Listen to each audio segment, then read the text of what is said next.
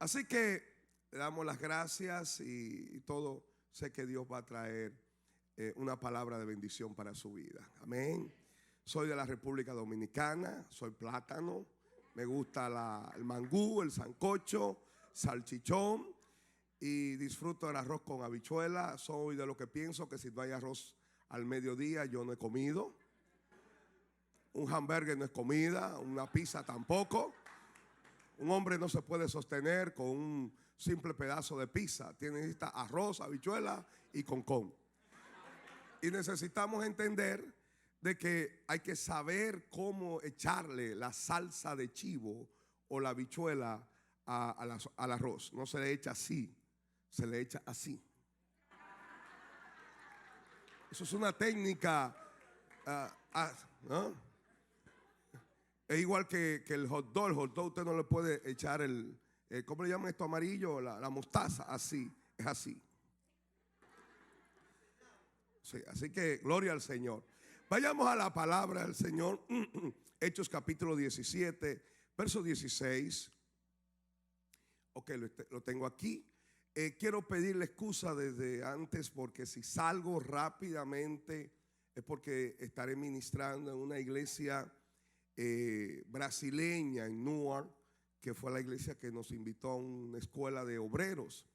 Así que cuánto me gustaría estar con ustedes un tiempo y compartir, pero va a ser difícil. Así que si me ven salir, no soy con esos pastores que no quiere que nadie lo toquen. Yo creo que Jesús era más grande que nosotros y se dejaba tocar. Yo huelo a oveja, me gusta estar entre las ovejas. Así que Hechos capítulo 17, verso 16. Pablo está en su segundo viaje misionero. Pablo, según el libro de Hechos, relata 3 viajes misioneros. Jesús nace más o menos 4 años antes de Cristo. Yo después se lo explico por qué decimos eso. Pero Saulo se convierte en el año 35. En el año 45 recibe su llamado hasta el año 50 en su primer viaje misionero. Del 50 al 53 está su segundo viaje misionero y del 53 al 58 está su tercer y último viaje relatado en el libro de los Hechos. Pablo es apresado en Jerusalén en el año 58 y después liberado en Roma en el año 62. Inicia su último viaje misionero del 62 al 67 después de Cristo. Pablo va de Roma a Éfeso, deja a Timoteo y de allá este último viaje no está relatado en el libro de los Hechos, pero es un viaje que podemos deducir de las cartas pastorales. De Éfeso deja a Timoteo, va a Acaya, sur de Grecia, y escribe el libro de Primera de Timoteo. Después va a la isla de los cretenses y deja a Tito. Después vuelve a Macedonia y escribe el libro de Tito. Y después va a Troas, donde es apresado por los soldados de Nerón.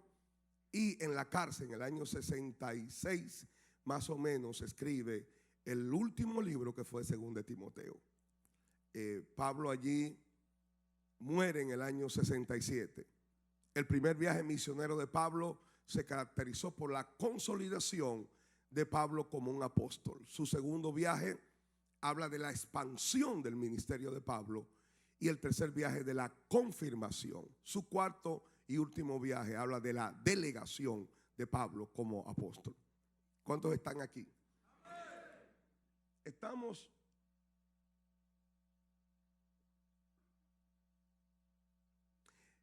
en el segundo viaje misionero de Pablo. Las ciudades donde Pablo está visitando son ciudades que posiblemente por primera vez Pablo está visitando esas ciudades, pues el ministerio o su ministerio está en franca expansión. En el libro de Hechos capítulo 17 verso 16 habla de la llegada de Pablo a Atenas. Dice: mientras Pablo los esperaba en Atenas, su espíritu se enardecía viendo la ciudad entregada a la idolatría. Así que discutía en la sinagoga con los judíos y piadosos y en la plaza cada día con los que concurrían. Y algunos filósofos de los epicúreos y de los estoicos disputaban con él y unos decían: ¿qué querrá decir este palabrero? Diga conmigo, palabrero. Y otros Y otros decían, parece que es predicador de nuevos dioses, porque les predicaba del evangelio de Jesús y de la resurrección. Ok. Y tomándole le trajeron al Areópago diciendo, ¿podremos saber qué es esta nueva enseñanza de que hablas? Pues trae a nuestros oídos cosas extrañas. Queremos pues saber qué quiere decir esto. Porque todos los atenienses y los extranjeros residentes allí en ninguna otra cosa se interesaban, sino en decir o en oír algo nuevo. Entonces Pablo, puesto en pie en medio del Areópago, dijo, varones atenienses, en todo observo que sois muy religiosos. Porque pasando y mirando vuestro santuario, hallé también un altar en el cual estaba esta inscripción: al Dios no conocido, al que vosotros adoráis, pues sin conocerles a quien yo os anuncio. Ellos adoraban al Dios no conocido, porque si lo hubiesen conocido, no hubiesen tenido otros dioses. Porque los otros dioses tienen manos y no palpan, boca y no hablan, ojos y no ven. Pero el Cristo que tú y yo servimos es el Todopoderoso. Él lo sabe todo. Él rompe todas las cadenas. El Dios que hizo el mundo y todas las cosas que en él hay, siendo Señor de los cielos y de la tierra, y no habita en templos hechos por manos humanas. No es honrado por manos de hombres como si necesitase de algo, pues Él es quien da a todos vida y aliento a todas las cosas. Y de una sangre ha hecho todo el linaje de los hombres para que habiten sobre toda la faz de la tierra, y les ha prefijado el orden de los tiempos y los límites de su habitación, para que busquen a Dios y en alguna manera palpando puedan hallarle, aunque ciertamente no está lejos de cada uno de nosotros. Porque en Él vivimos y nos movemos y somos, como algunos de vuestros propios poetas también han dicho, porque linaje suyo somos. Siendo pues linaje de David, no debemos pensar que la divinidad sea semejante a oro, plata o piedra o escultura de arte y de imaginación de hombres. Pero Dios, habiendo pasado por alto los tiempos de esta ignorancia, ahora manda a todos los hombres en todo lugar que se arrepientan. Por cuanto ha establecido un día en la cual juzgará al mundo con justicia por aquel varón a quien designó, dando fe en todos, con haberle levantado de los muertos. Pero cuando lo oyeron los de la resurrección de los muertos, unos se burlaban y otros decían, ya te oiremos acerca de esto otra vez. Y así Pablo salió de en medio de ellos. Mas ellos creyendo, mas algunos creyeron juntándose con él. Y aquí vemos quienes creyeron solamente, las cuales estaba Dionisio, el areopagita, una mujer llamada Damaris, que dicen que era su esposa, y otros con ellos, muy pocos, prácticamente nadie. Amén. Dice la palabra del Señor que Pablo llega a Atenas y él se sentía enardecido a causa de la idolatría en que el pueblo estaba entregado. Esa es la verdadera actitud de un verdadero hijo de Dios: tener compasión, tener empatía espiritual, no vivir ensimismado en mis problemas, en mis asuntos, en mis ansiedades, sino tener empatía, tener misericordia, ser solidario con la necesidad de otros. Pablo, su espíritu se enardecía y dice que disputaba con ellos, con los estoicos y los epicúreos. Los estoicos eran personas que priorizaban el placer como modo de buscar la ataraxia o la ausencia de turbación. Estaban los epicúreos que priorizaban el placer, y los estoicos que priorizaban la razón, la verdad, la virtud, la disciplina. Fíjense que ellos invitan a Pablo al Areópago. El Areópago era un lugar de prestancia, de prestigio, y era la primera ocasión en que Pablo podía predicarle a una multitud de hombres de influencias, hombres intelectuales, hombres de poder. Hasta ese momento Pablo solamente le había predicado al vulgo, al pueblo, a las personas comunes, a las personas humildes. Pero era la primera vez que Pablo le estaba predicando a una multitud de tales prestancias, de tal relevancia. Pablo, que su ministerio se encontraba en un aumento continuo, Pablo que estaba teniendo victorias, éxito ministerial. Y me gustaría definir éxito. Yo como ingeniero industrial definiría éxito, de acuerdo a la ingeniería industrial, como el logro de lo esperado. Si usted pone un negocio y usted espera ganar 12 millones de dólares y usted gana 13 millones, usted es un hombre de éxito.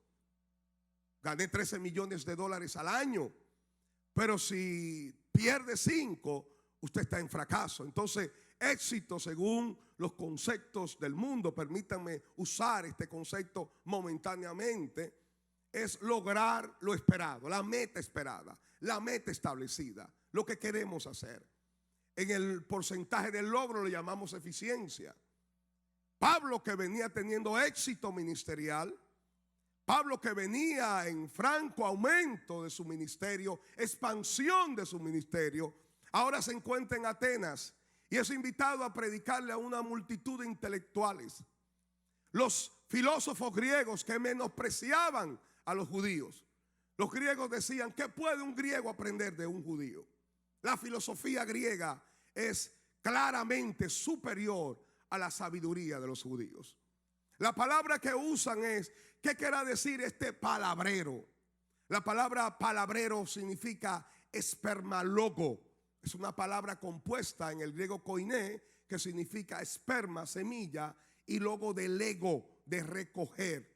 Y da la impresión de un pájaro que va a los mercados y recoge diferentes tipos de semilla. En otras palabras, le estaban diciendo a Pablo, plagiador de diversas filosofías. ¿Qué quiere decir este charlatán? ¿Qué quiere decir este palabrero? Pero ellos solamente estaban interesados en escuchar o aprender algo nuevo. Y a ellos les parecían innovador las enseñanzas de Pablo. Porque la filosofía no había podido llenar el vacío existencial que existía en ellos. Porque la sabiduría humana no puede llenar los vacíos del espíritu, que solo el evangelio de Jesús lo puede llenar. Una vez podemos beber de las aguas vivas que Jesús fluye de dentro de él, nos convertimos en fuentes de agua de vida que salte para vida eterna para otras personas. Pablo empieza a predicar. Pablo empieza a hablarle a cada uno de ellos en su discurso de Atenas. Y vemos que Pablo es invitado al Areópago, a un lugar de prestancia. Su discurso es bastante inusual, porque los filósofos griegos echaban mano, usaban lo que llamamos la mayéutica, una serie de preguntas y de contestas con el fin de alumbrar la verdad. Otros usaban la dialéctica griega. Es un modo de comparar verdades para sacar una verdad superior o sublime. Pablo no usa ni la mayéutica, Pablo tampoco usa la dialéctica de los griegos. Él simplemente establece verdades. Y esto tiene una gran connotación para nosotros, porque la verdad de Dios no necesita ser certificada por el razonamiento humano. Porque la verdad de Dios no necesita ser sedaciada por la mente reflexiva de ningún científico. Lo que Dios dice es verdad, crea quien no lo crea.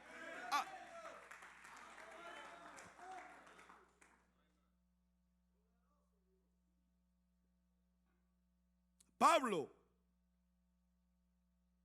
empieza a hablar verdades. Empieza a decirle, Dios es el creador de los cielos y la tierra. Un tratado extraordinario de teología propia. Una disertación magistral. Pablo empieza a establecer verdades demoledoras y al final los llama ignorantes y los manda a arrepentirse.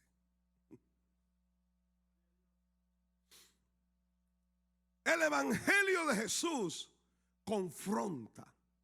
El evangelio de Jesús cambia. El evangelio de Cristo, yo no sé cuál evangelio, pero el evangelio de Cristo tiene que cambiar y transformar tu vida. Al terminar, Pablo le envía el mensaje: tienen que arrepentirse y creer en Jesús. Y en pleno mensaje empezaron a levantarse cuando habló de la resurrección y dijeron: después te escucharemos, charlatán, palabrero. Palabrero. No pudo terminar el mensaje. No pudo terminar la disertación. ¿Cuánto me hubiese gustado? ¿Cuánto me hubiese gustado escuchar todo el mensaje de Pablo? Lucas, que es el escritor del libro de los Hechos, dice que el mensaje fue abruptamente cortado. Y dice que dijeron: después te escucharemos. Y ahí se terminó la disertación. Al final, dice que Dionisio, el areopagista, se convirtió, y Dámaris, que dicen algunos que es su esposa. No hubo los resultados esperados. La derrota de Pablo, la pifia de Pablo. Pablo, que venía en una carrera ascendente de triunfos. Si leemos en el libro de Hechos, capítulo 17, verso 4. Lucas, que es el escritor del libro de Hechos, es muy enfático hablando de los triunfos de Pablo, de los resultados de la labor misionera. ¿Qué pasa cuando venimos y vamos de misiones a Haití, a la República Dominicana, a África? Que es lo que siempre estamos diciendo: tantas personas se convirtieron, pasó esto, distribuimos tantas medicinas, atendimos tantos enfermos. Resultados. En el libro de Hechos capítulo 17 verso 4 dice: y algunos de ellos creyeron y se juntaron con Pablo y Silas, y de los griegos piadosos gran número, y mujeres nobles. ¿Qué digo? Gran resultados. Y mujeres nobles, no pocas. Tesalónica, el éxito de Pablo. ¿Cuánto han pasado por Tesalónica? Berea, Hechos capítulo 17 verso 12. Así que creyeron. ¿Cómo?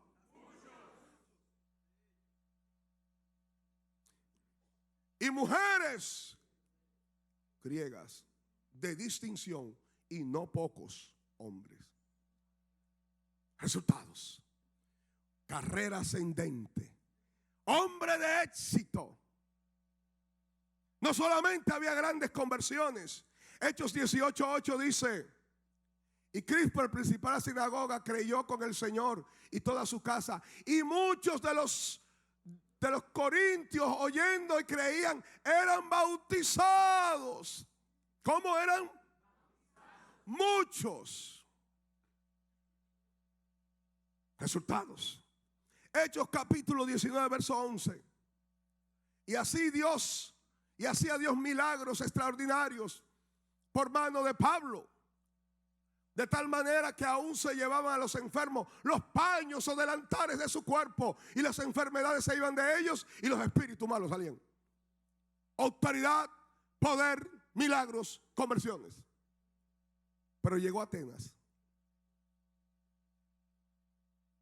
¿Cuántas veces nosotros como pastores o predicadores, no sé si ha pasado ya, te invitan a un lugar de cierta prestancia, aunque todos los lugares son de prestancia cuando se habla de Cristo, pero de cierta envergadura, vamos a decir la palabra, y es tu peor prédica? No lograste lo que esperaba.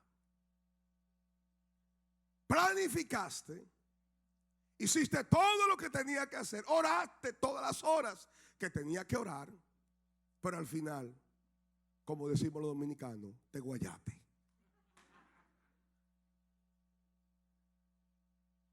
La derrota de Pablo. A mí nunca me ha ocurrido que he tenido que cortar una predicación porque la gente se va, pero a Pablo le pasó. Palabrero, charlatán, Y yo me imagino el último abrió la puerta. Pablo, cállate, charlatán. Se terminó la predicación. Pablo nunca jamás volvió a Atenas. Él volvió a Corintio, él volvió a Éfeso, él volvió a otras ciudades, a Tesalónica, él volvió a Filipo, pero no volvió jamás a Atenas. ¿Por qué Dios permite los fracasos?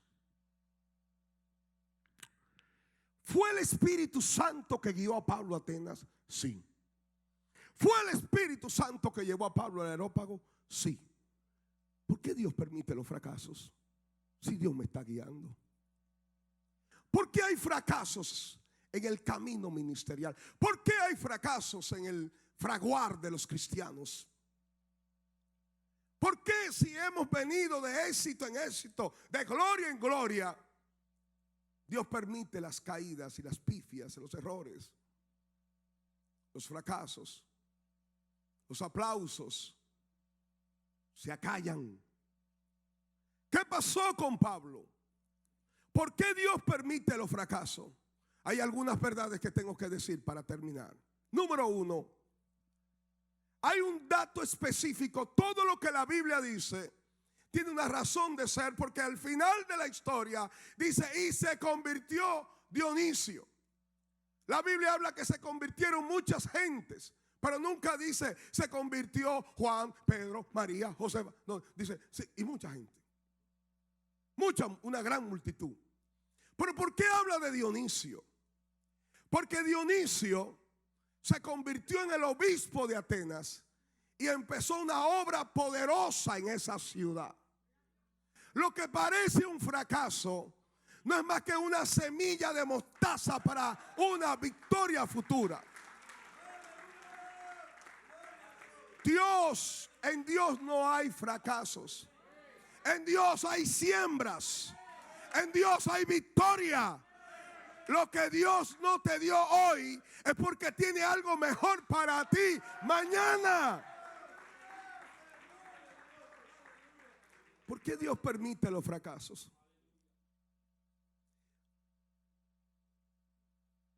Para que nosotros no nos aferremos a los números. Y quiero redefinir la palabra éxito. Éxito no es lograr grandes resultados. Éxito es agradar a Dios. Éxito es agradar a Dios, aunque te critiquen, aunque te murmuren, aunque te cierren la puerta en la cara, aunque se levanten contra ti. Éxito es hacer lo que Dios te manda hacer, aunque la gente te está murmurando. Éxito es agradar a Dios y hacer su voluntad. Al final del siglo XIX se levantó una corriente filosófica en los Estados Unidos. Charles Sanders es el precursor del pragmatismo. Los pragmáticos no creen en valores absolutos. La definición es que ellos se caracterizan por la insistencia de las consecuencias, o sea, de los resultados, como manera de caracterizar la verdad o significado de las cosas.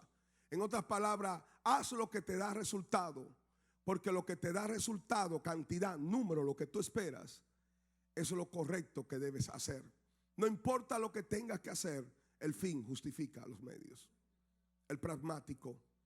Por eso un pragmático puede tener un empleado por más de 30 años y el día que no le sirve le puede decir: te puedes ir porque ya no me serviste. No existe gratitud, existen resultados. Un pastor me dijo una vez: Elvis, yo te critico mucho y yo siempre estoy hablando mal de ti, pero no es nada personal. Es que yo no quiero que ninguno de mis ovejas se vayan para donde ti. Tengo que tener mis resultados.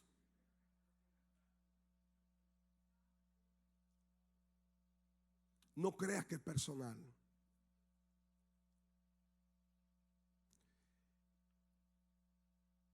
Estuve invitado a un lugar y me dijeron: ¿usted va a predicar? Sí.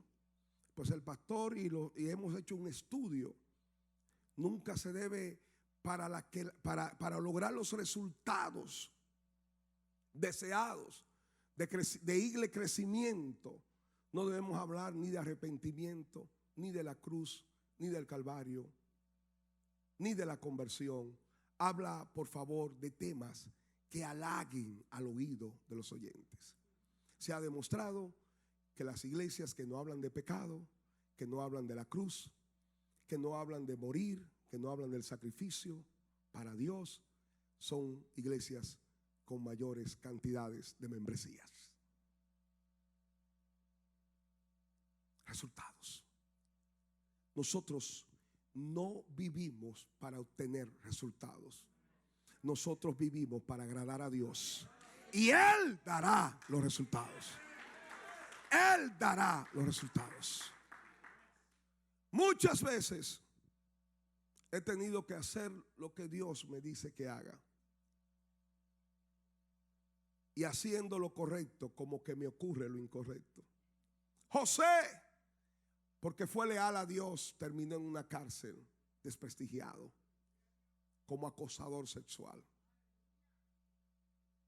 Es mejor ser criticado por los hombres, pero ser aprobado por Dios. Nosotros no somos pragmáticos, nosotros somos hijos de Dios y tenemos el carácter de Dios. El pragmatismo es lo que se está moviendo hoy día. Me relaciono con quien me conviene. Busco a quien me pueda ayudar mañana. Se ha perdido los valores. Se ha perdido muchas veces la búsqueda de lo que Dios quiere para mi vida. Nosotros como hijos de Dios, por gratitud a Jesús, no somos aprobados ni somos aceptados en el cielo por lo que hacemos, sino por la fe. Pero una vez somos hijos de Dios y hemos nacido de nuevo, tenemos que vivir para agradar a Dios, en gratitud a Dios. Porque Él murió por nosotros. La palabra de Dios dice que el amor de Cristo nos constriñe pensando en esto, que si uno murió por todos, luego todos murieron. Para que los que viven ya no vivan para sí, sino para aquel que murió y resucitó por ellos.